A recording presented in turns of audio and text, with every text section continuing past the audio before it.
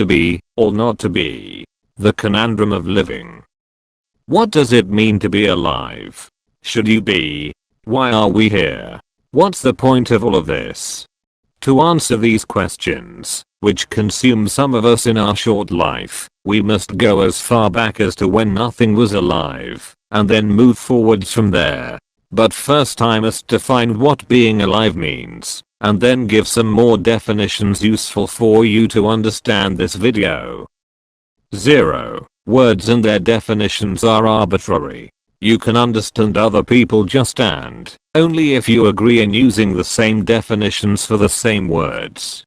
1. An individual is a living being distinct from other living beings. One dog is an individual, one ant is an individual, one tree is an individual, and so on. Individual, here, is not used as a synonym of person. 2. By life form I mean a distinct group of individuals almost identical to each others. This means that all Homo sapiens are part of the same life form, but not all apes, because we have distinctions among each other that makes us different on a deeper level.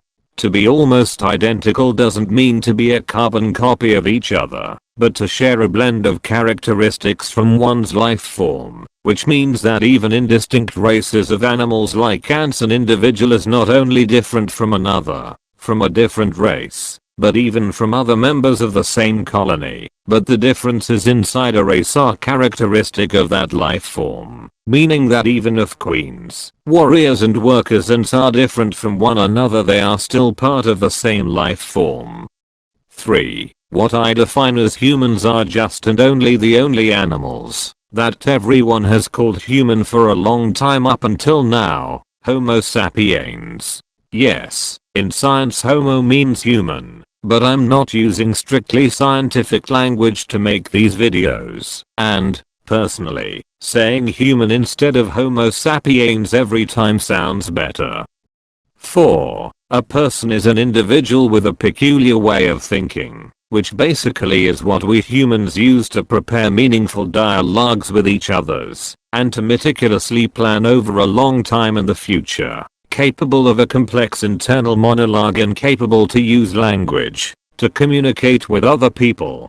This means that to be a person you do not need to be part of Homo sapiens, and to be a Homo sapiens doesn't mean to be a person. Like in cases of severe developmental deformity, where the kid basically develops without a brain, or to have once been a person, in cases such as catastrophic head trauma which leave the individual alive.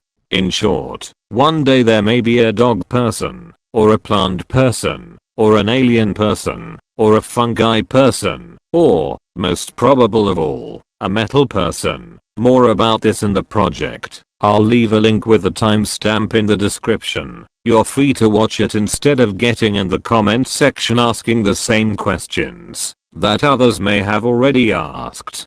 There is a reason why the project is long.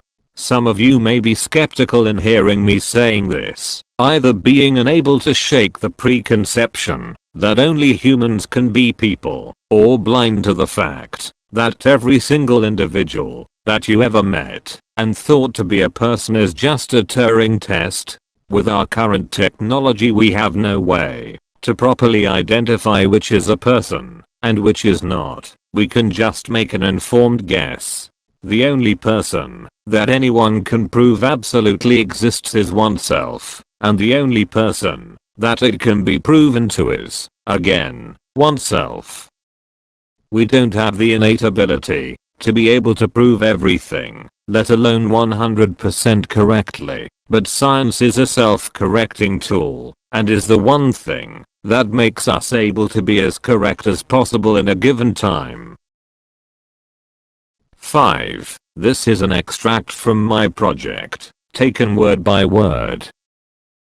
By being alive I mean that the entity must be able, somehow, to eat and produce more versions of oneself and thus, because of the inevitability of this reality, evolve one way or another. This means that by my personal definition physical viruses are alive, but not the computer ones, but stars are not. This because physical viruses are much more complex systems than stars. They directly interact with other matter to make copies of themselves, while stars are masses of heated gas that becomes plasma, and at their death, if they fart strong enough they can heat up other gas in other parts of the universe to make more stars. This is not life. This is much more similar to an avalanche. Software viruses instead, if we talk about the ones that just make copies of themselves and waste space on purpose, are more similar to a nuclear fission cascade rather than life, since its goal is to waste space instead than survive.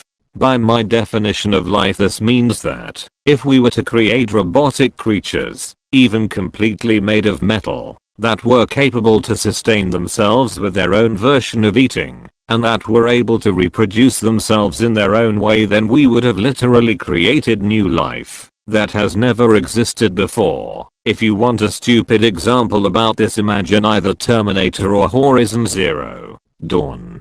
Or even if we are talking about the digital world, if we were to have a software environment we could literally code in life forms, like the game of life. Or, if we had a magical computer capable to emulate in real time everything about our universe, we would be able to make digital humans indistinguishable from analog ones. These digital humans may even use robots or other tech to interact with the real world. Definitions time is over, so.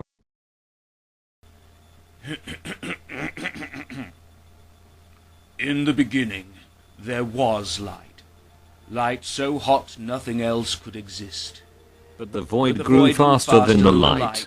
This is what humanity was able to discover so far. The Big Bang was not an explosion, but an expansion of space-time where only pure, concentrated energy existed. For a long time the universe needed to expand before the four fundamental forces, strong and weak interactions, electromagnetism, and gravity, could exist. More about this in the description below. The universe, just like you, had innate characteristics to it. When it came to be, we can measure constants like the speed of light, which is the speed limit of everything in the universe, because yes, or the gravitational constant, a number to use in physics to calculate the gravitational attraction between masses. These innate characteristics were not decided by the universe itself, like your ability to talk, or your ability to stay erect on two legs weren't yours to decide. As time passed in our reality, changes took place, driven by cause and effect, where a cause makes a thing react with the respective effect that it can give. This brought the creation of primordial protostars and black holes, which then made possible the existence of proper stars. These stars had only hydrogen and helium to make up their mass, because no other atom existed at the time. The more massive a star, the harder it can burn, capable of more and more nuclear fusions, up to 1. When a star gets to ion production, the power generated by nuclear fusion weakens, because the fuel to do it gets depleted. The mass succumbs to gravity, the star falls onto itself and then it bounces. Nova, supernova. This compression gives enough energy to create all the other atoms that exist: xenon, radium, rubidium, gold, iridium, uranium, and so on. This is what you are. Religious texts made by our fellow monkeys on this space rock denigrate you with their false humility, telling humanity that we came from magical dirt and to dirt we shall return. No, we were forged in the hearts of stars, and that is where we should be reaching. The creation of these new elements permitted the formation of new celestial bodies, asteroids. These bodies may aggregate with each other to form larger and larger masses, which we humans decided that, at some point, may be called planets. In the past, planet meant wandering star, because our ancestors had nothing more than their naked eyes to study the sky. They did not know the planets as we do in more modern times. To them, planets looked like stars, because they were only shiny dots in the night sky. But these stars were special, because they did not follow a straight orbit like the other ones. They looked like they were doing their own thing. Like they were wandering, like if they were alive. Galileo was the first to lay eyes on more defined images of astral bodies thanks to his better eyes made of glass, the first telescope, and he eagerly studied and described them. The human spirit burns with an obsession for discovery and understanding. This evolved as a favorable trait. It won't stop to seek reasons for everything.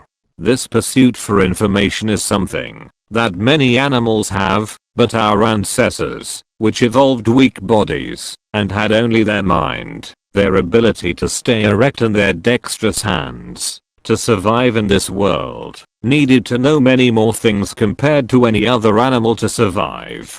We rely on groups to cover each other's, and to compensate each other's weaknesses. They became more than mere animals, they became people, and now only one of them remains as the apex predator of the planet. During the evolution of this family tree, some of our ancestors evolved, for a lack of a better term, religion. Religion is what we had before science to describe the world, a collection of tales that acted as social glue in a culture. More about this in the description below. Many of us have a God-shaped hole in our chest, not because one must exist, but because it's what helped our ancestors survive in the past.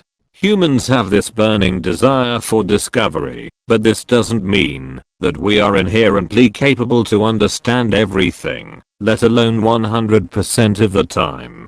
Humans seek answers as soon as they are kids, because we are curious, but if we get misdirected we can easily believe something that is false. If we get told the meaning of everything, our minds become lazy. If we don't feel the need to search anymore, then we stop.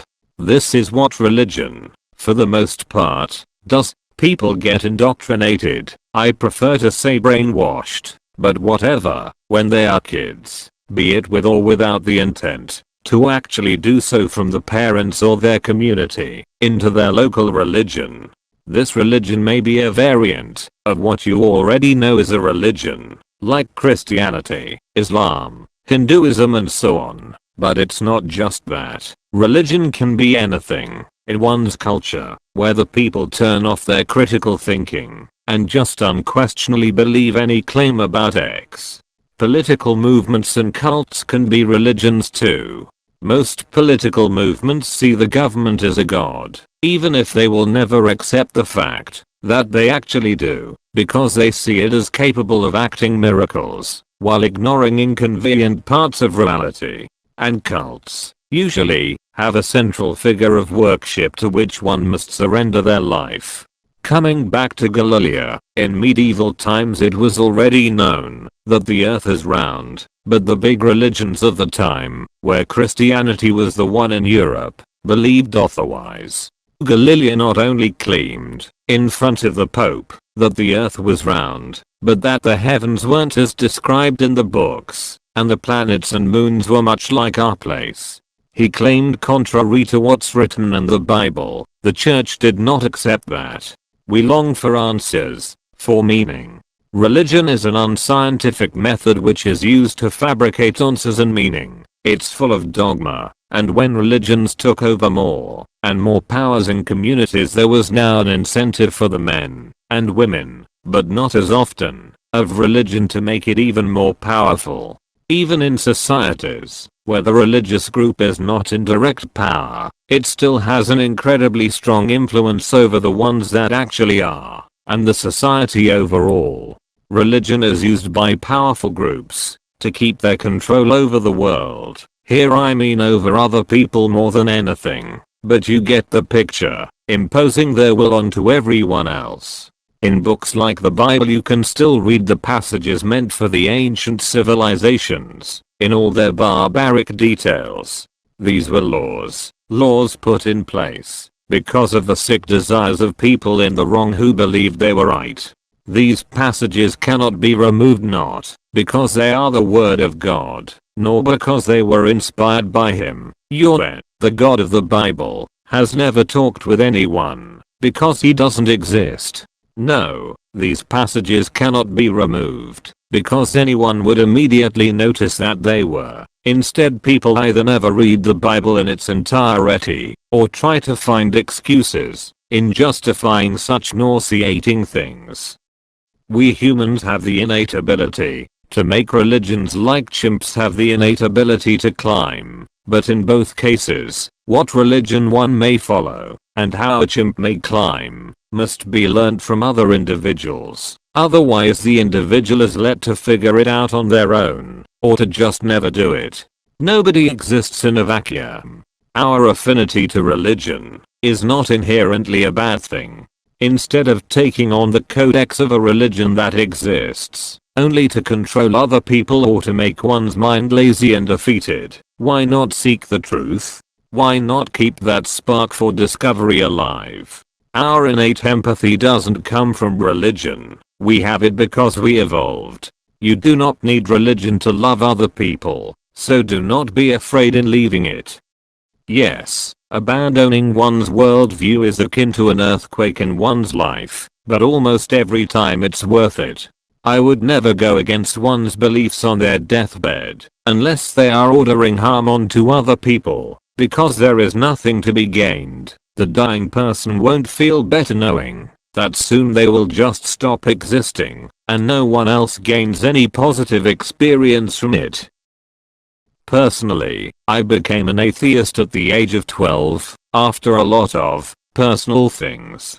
The reasons why I'm atheist now are different from the ones that I had at the time, but the outcome would have been the same regardless. My worldview was shattered, God was not real, death was the end, and I was lost.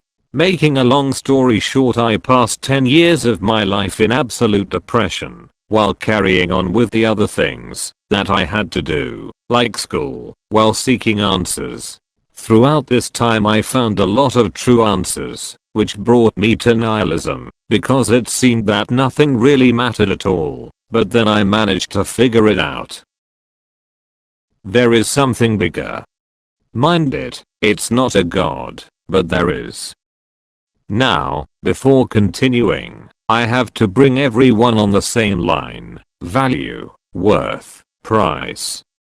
These words are almost synonyms that basically mean something is important to us. Everything, nothing excluded in reality, has any objective value, not even human life. Value can be found only in an individual's desire. We are worth something, just if one's eyes see value in us, be them our own, the ones of other people, or of other life forms. You may value, for example, the life of your daughter more than anything in the world, while to a stranger the life of your daughter isn't worth that much differently than anyone else's. This means that, even if a god were to exist, there still would be no objective value to anything. Even if God gave his values to things, other people would still value things for their own.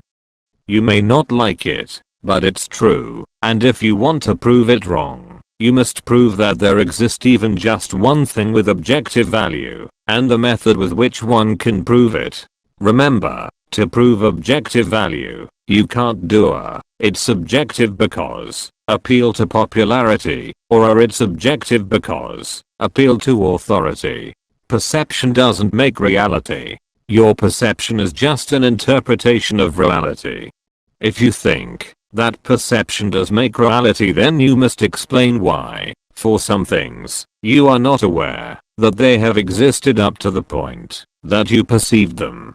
Take as example a really heavy safe. You have no way to see what's inside, and you can't lift and shake it to know if there is anything inside. Does opening the safe make the things inside start to exist, or were those always there, and you were just unable to perceive them? So, now that we all are on the same line, what is this something bigger that I was talking about? Well, do you remember when I said that individuals are living beings, part of their respective life form? What is the group of the life forms overall? Life.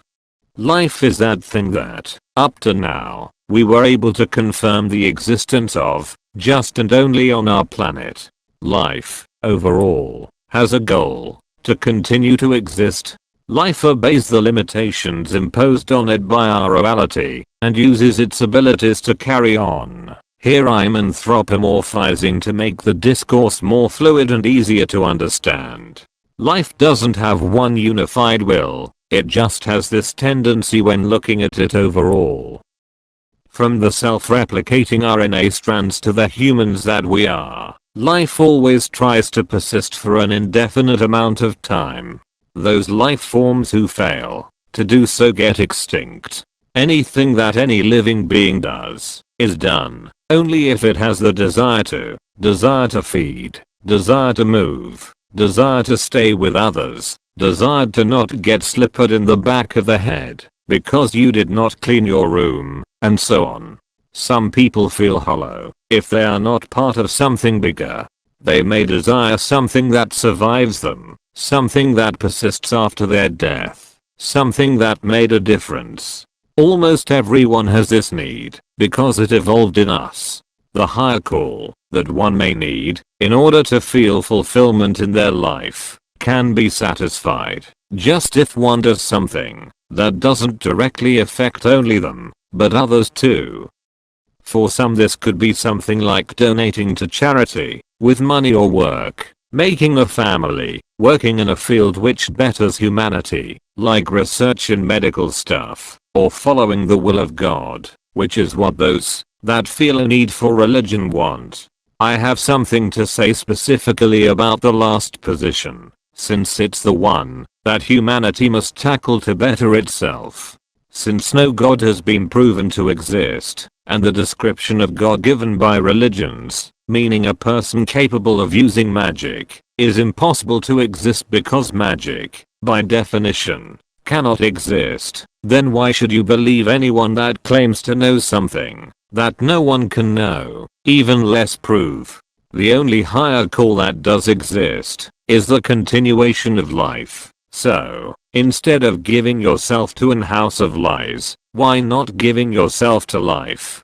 Why not working so that life may continue existing? Even if you delude yourself into believing that one religion may be right, it will still remain false. Anything that you do for its sake will end up in nothing regardless of how much you cry about it.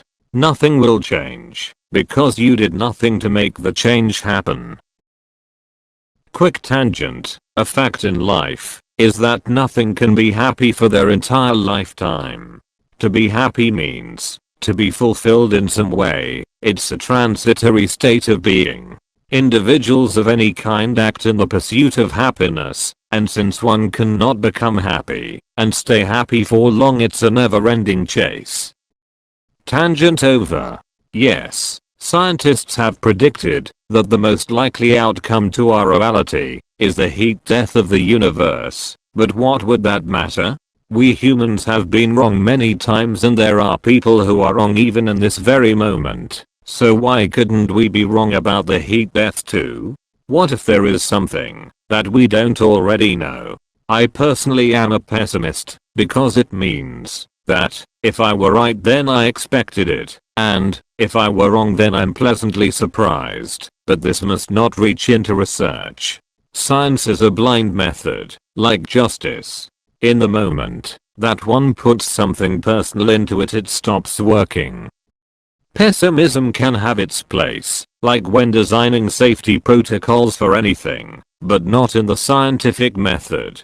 In science everything must be worked in a cold and mechanical way, because this is the only method that we have to be sure with any degree that something is correct. If humanity, at any moment in time, went like yes, I'm satisfied with what I have now, let's not do anything new, then progress would have stopped a long time ago. Why stop now? We don't know everything. Why falling into depression because of a prediction made with not enough data to be sure? The future is still full of potential. Humanity is still full of ignorance. Life still has hope. Here I'm talking only to the people that, like me, see the will of God as their higher call. The gods of human religions do not exist. They can't exist. They have never, and will never exist. Nihilism isn't even a correct position to take regarding life, since it gets the wrong conclusion. Plus it doesn't get any positive result at all. It just makes everyone, and you in particular, miserable. Yes, no God decided your characteristics, and you do not have free will. More about this in the description, but does it matter? As I said before, only if you think it does. The reasons why it doesn't matter are simple. 1. Nature is just nature, and you are part of it. Reality wasn't created to spite you, you are just part and result of it.